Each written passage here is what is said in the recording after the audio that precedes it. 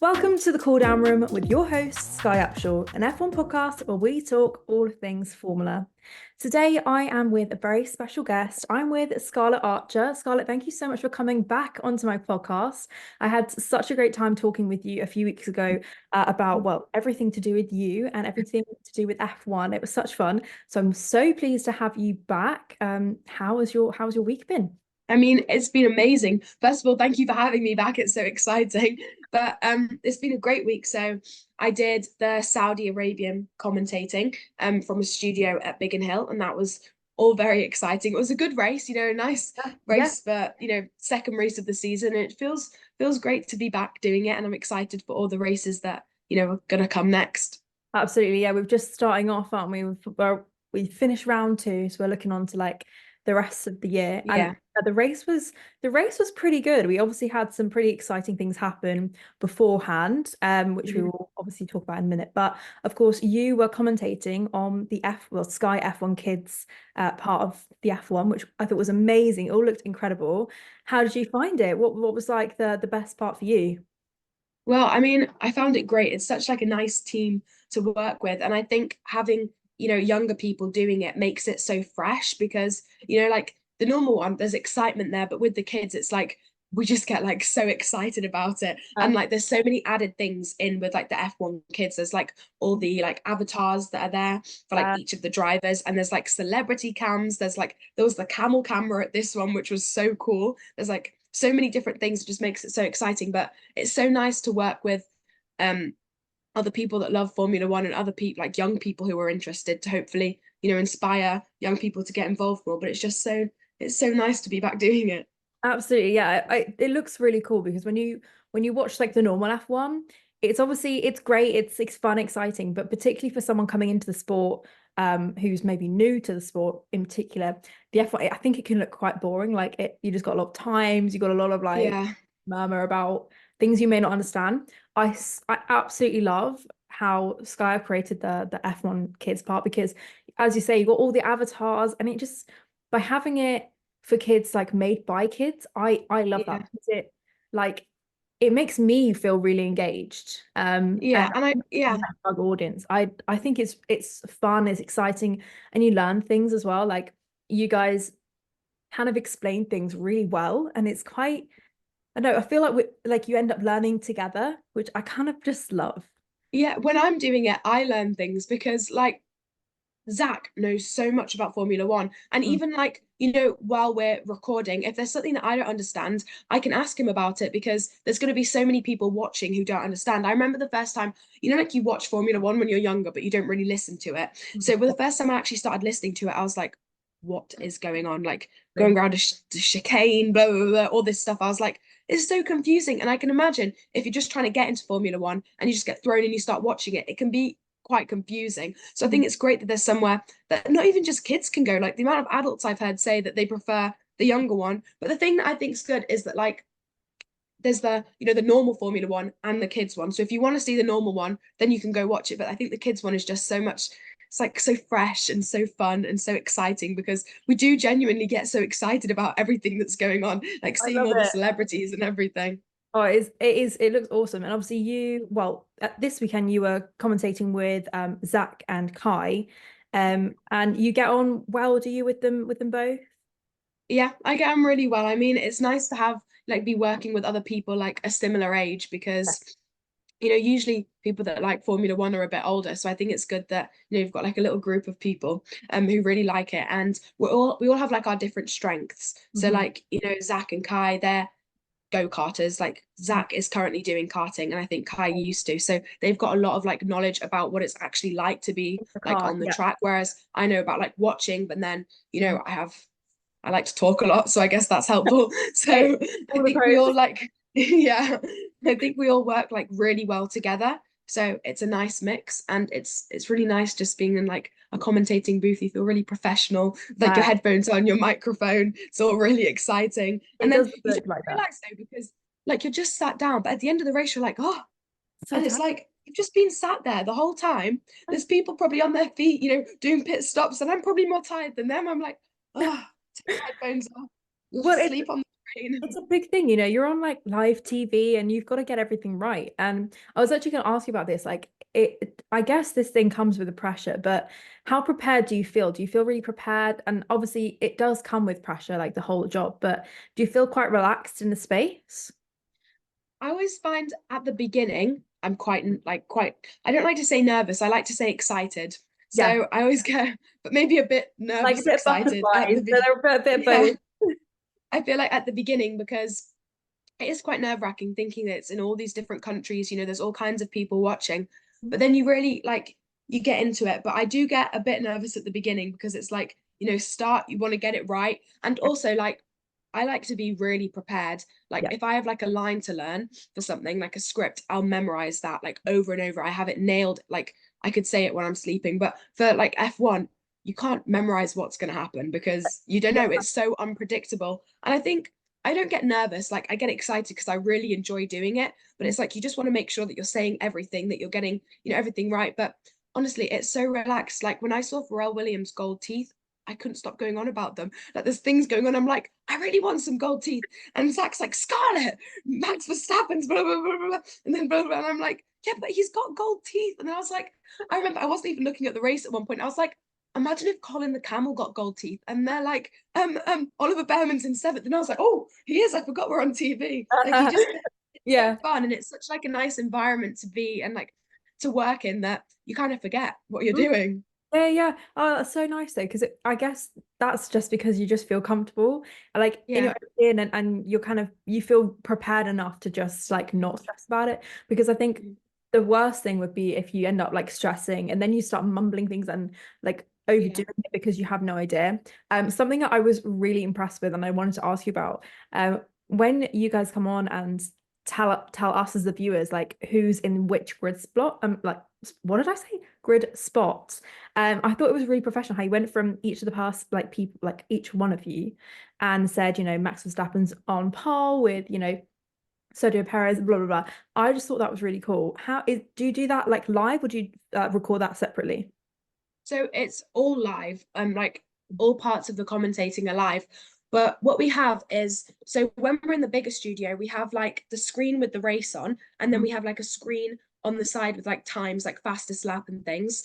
But we all get like a grid sheet so we can see like the starting positions. So what I like to do is I have my grid sheet in front of me. I highlight, so I always do like the first four, then Mhm. someone else will do the next four, and then like so on. Yeah. So I highlight the ones that I'm doing and I write like one word next to them. So I could be like, oh, Max Verstappen, if he gets this, it'll be his 100th podium. And then in second, we have Charles Leclerc with his 125th start. And then like he isn't mean and he isn't green, he's Nico the Hulk Hulkenberg, things like that. But I do like a lot of prep before because I feel like that is the most important thing you can do. Mhm. Like I watch lots of videos of people commentating. I feel like that's the best way to learn. Like Yeah. for anything that I do, any like thing for Skye, any job, I make sure that I'm prepared because you're not going to do well if you haven't prepared. And No. you're only, helping yourself improve if you are doing Yeah. lots of preparation. It's such a good way to be, being ready for anything because I think with F1, there literally anything could happen and you want to know Mhm. who is who, which team is who, and you want to if someone pops up on screen that looks, quite that, they have an authority about them, you want to know who they are. I Yeah, think that comes with a big skill to listen, to understand. You almost have to become like a sponge. You have to absorb so much information. yeah, definitely. Um, and that, I mean, that's a big skill in itself. So I applaud you for that because it's amazing to do. The Um, other the other thing that's important to remember, I think, is that like you're gonna get things wrong. You're yeah, not always gonna say the right thing, and that's okay because the adult presenters they don't always get everything right, and it is hard. It's easy to muddle things up, so you have to accept that you're gonna make mistakes. You're gonna you know not do something right, but it's all part of it because commentating it's not scripted. It's not there to be perfect, and a lot of it is really like what you're seeing, and you just really describe like what's going on in the yeah. race. Yeah, exactly. No, I think it's awesome, and I cannot wait for the next time that you're commentating Yeah. for it. So, looking at the race a little bit more, of course, obviously the race was great, but looking at the days beforehand, we had some pretty big news headlines. Firstly, bless Carlos Sainz, having to Yeah. go for emergency treatment because he had, of course, appendicitis. Honestly, I was really surprised to see him come back to the track because I saw that he was there like a few hours after his surgery. And apparently that was against doctor's orders, which I thought was a bit like, oh, okay. I don't know if maybe he was trying to prove that he'll be fine for like the Australian Grand Prix, maybe Australia. he might Yeah. get through it. But yeah, I thought he looked a bit fragile, bless him. But of course, what came with that, which although we massively missed the smooth operator, what came with that is that Ollie Bearman got a massive opportunity and obviously took his seat for the weekend. Mhm. So, what are your thoughts on that? Well, first of all, it's very sad about Carlos Sainz. But my mum was the one who told me, I can't remember what I was doing, and she went, Scarlett, Carlos Sainz has tonsillitis. And I was like, okay, well, I've had tonsillitis like 5 times this year already. And Yeah. I was like, okay. And she was like, so he can't do the race. And I was like, for tonsillitis. And she was like, yeah, tonsillitis is so serious. And I was like, we shouldn't be like appendicitis. She's like, no, no, no, tonsillitis. So much so he's gonna have to get surgery. I was like, he's getting his tonsils removed. And she was like, no, not his tonsils, silly. His appendix. And I was like, oh yeah, so it is appendicitis. She was like, yeah, okay, never mind. And I was like, okay. So Love that that. was the first thing. But I mean, I'm glad that, there's hope for him coming back in Australia, but Ollie Bearman, I can't believe it. I think it's I know. absolutely amazing. Like one qualifying, he's okay, so he got pole in F2 and then he just gets plucked out of it, thrown into F1. I mean, the nerves he must have had, the nerves his family must have had. I was nervous just seeing him. He's like, he's 2 years older than me. He's 18 years old, and he just got thrown into an F1 car at an actual GP. And I'm sorry, but he almost got into the points in qualifying, which is amazing. And Yeah, then I he know. got in front of Lando I know. I don't know how this happened. into P7. I was shocked. I think he did I, an amazing job. absolutely, I agree. I was shocked because of course he, as you say, he literally got thrown into it. Did an amazing job in F2 and got pole. I was really excited for that anyway. I was going, oh my God, Ollie Behrman's in pole. I feel like my claim to fame is that I got to meet him at the British I Grand Prix saw last. that. And I was I like, oh saw my that. God. So like, besties, right? As if anyway. So he got thrown into free practice 3, of course. So he literally got 1 hour to Yeah. learn everything about Carlos' car, have a little drive around. And I just thought he held it together so well because even after the Grand Prix, he came out of the car, he was like, oh, I was really happy with myself. I know I could have done better here, there, and here, but I was really happy and I felt really good. And I was like, oh my gosh, he's just been thrown into this. As you say, he's 18. He's the same age as me. Yeah. I could not survive that pressure. But he just came out and just completely like it was such an amazing experience. And I hope Carlos is okay. I was like, it's What just really shocked me was his confidence behind the wheel, having it being his first time, like his overtakes, you could see that he was really, really trying. And did you see that when Lewis overtook him, he like gave him a little yeah, clap yeah, and a yeah. thumbs up. I And know. then Lewis waited for him after and gave him a hug. And it I was just like, know. it was so sweet. But also, Ollie Bearman, like after all like the commentators were speaking to him, he like gave them a handshake, and you could just see like how thankful he was to be there. And I think I saw in an interview he was like, I got to go back to reality now. I can't even imagine what he was feeling like. I No. mean, and his dad, bless him, he looked so nervous. He, Yeah. like with his headphones on, he was like, and you could just see how proud he was. I mean, I thought it was amazing. I know he's like become this sort of overnight celebrity because I mean I've followed him for ages, but I think his Instagram he was on. I might be wrong. I think it was about 550,000 followers. It might have been around 600, and he's now, or so I saw this morning, 1.1 million followers.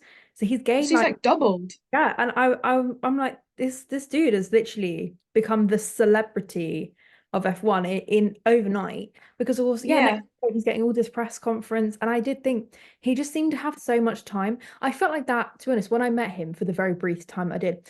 He was the kind of person he genuinely wanted to spend the time with the people like around him. He was like, "Oh yeah, of You could course." just see like how grateful he is, I feel like he's just like I feel like some F1 drivers, they kind of like they're just like doing it, but you could see his passion for it, I think.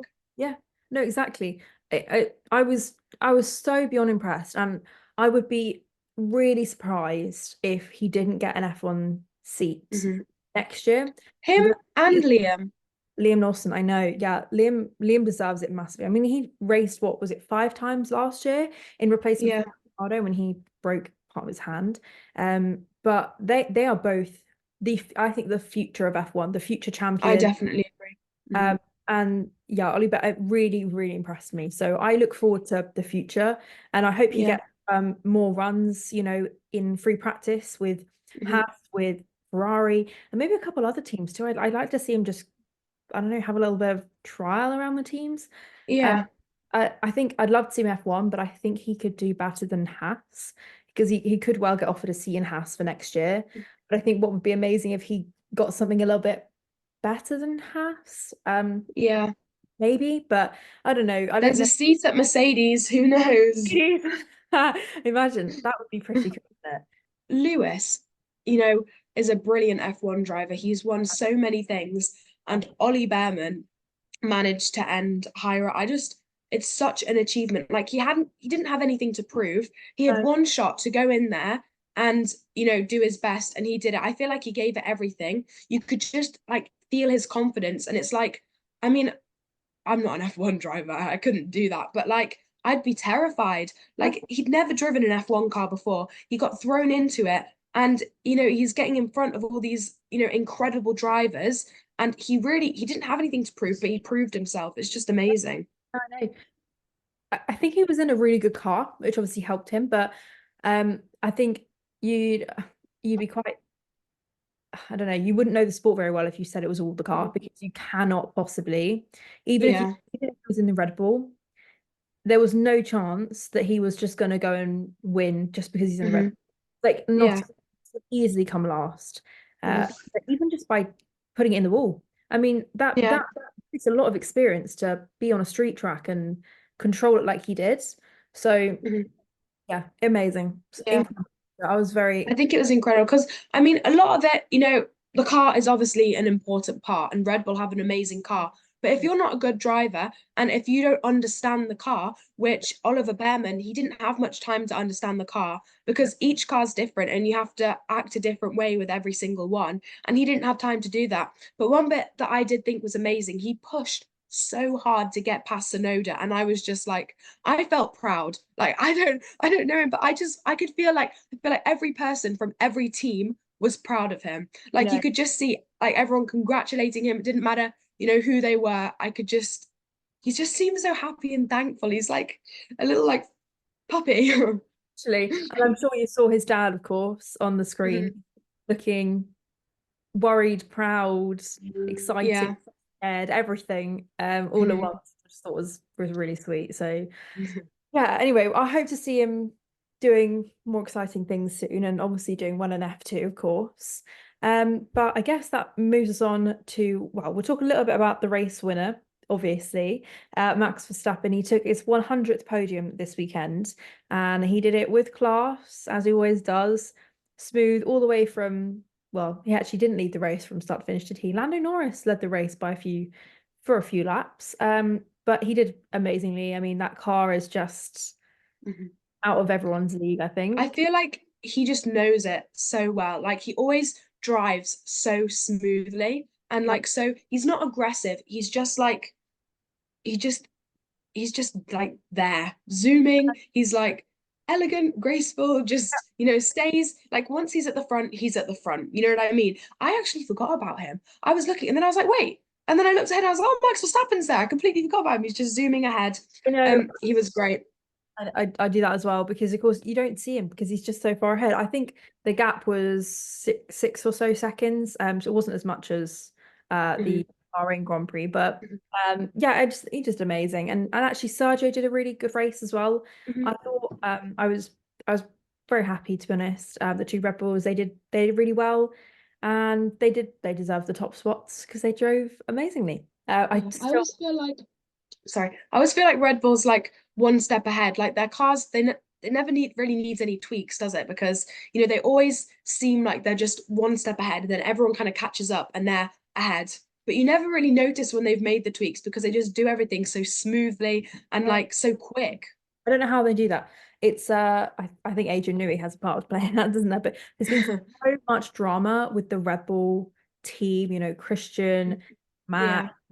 Helmut Marko, Adrian Newey, and I had a really brilliant comment the other day, which I thought was so good. And they said, am I watching motorsport or am I watching the Kardashians? And I just thought that wins comment of That's so funny.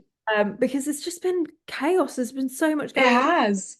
And I just think it's not good for the sport, I mean, at all. Or the team. Like the team cannot be doing well off of all of this bad publicity. And I don't No. know what's next for them, but I guess we'll just have to find out. Because In even if it's, to do with like, say the mechanics, the principal, whatever, like it's going to affect the drivers because everyone always has something to say. When in reality, it's not got anything to do with the drivers. They're just, doing their job, doing what they love, trying to drive the car. And it's a bit sad that there's so much like going on because, it shouldn't be about that for them. It should just be about them, doing their best. Yeah, I think unfortunately, particularly now, a lot of a lot of the stuff that goes on behind the closed doors actually ends up being the driver's problems. And I think that Mhm. shouldn't be the way it is, but I think it is. And that's not, I don't think that's good Mhm. at all. But I don't know if you saw, well, Lando firstly, jump start, kind of, and then Yeah. but he didn't get any penalty for it Yeah, because I really don't understand why he didn't get a penalty. well, it was apparently the computer didn't log a false start, and so of course, although we all saw it, I'm in Lando's court. I think absolutely no penalty. But if it were anyone else, I think I'd be like, it was a penalty. But yeah, apparently the computer didn't log it, and therefore it's not a penalty. And everyone's a bit like, okay, but Yeah, because wasn't it because he started too soon and he realized. So I mean, I understand like he realized he did it, so he stopped himself. So yeah, well done, Lando. But no, you're not meant to like move out of the grid box. He did, but yeah, the computer didn't log it, but that's with it. Of course, he didn't gain any advantage because he stopped and then started again once it actually, the lights actually did go out. But he has had some pretty bad publicity in the past day because he actually said on an interview that this everything that's happening in Red Bull with Christian Horner isn't the drivers, it's not for the drivers to be a part of. They're just there to race. There's so much drama in F1, and we're kind of forgetting what we're all here for, and that is the racing. And yeah, yeah. Verstappen's winning everything, but I guess if that's racing, it's racing. Some of the regulations have changed, and maybe that's gone in Red Bull's favor, but that's the racing, and we just have to go with it. And if you don't enjoy it, then There's a lot of pressure on the drivers, in the race, but also to say the right thing yeah, because, they have to have so much training and stuff. And it's like it's a sport. Let them do the sport. you It can get should just be about that, not about, all yeah, this other silly stuff that goes on. yeah, exactly. Exactly, I agree. So you're going to be commentating for the Monaco Grand Prix. Are you looking forward to it? I'm really looking forward to it. I think that's going to be Braden, Zach, Kai, and I. And I mean, I'm really excited to do it, be back in the studio for another race. And I really wish I was going to Monaco because I think that would be an awesome one. And I mean, I think Charles Leclerc is going to be very excited for it. I really hope that he wins because I feel like he's really been stepping up. I mean, it's only the second race of the season, but like, I think that he's going to win a Grand Prix this year. Really hope so because he does deserve it. If they can Yeah. get past that Red Bull at any point, I really do Yeah. hope that either of those either of those Ferraris can do it because I love Mhm. Charles, I love Carlos. But I really do.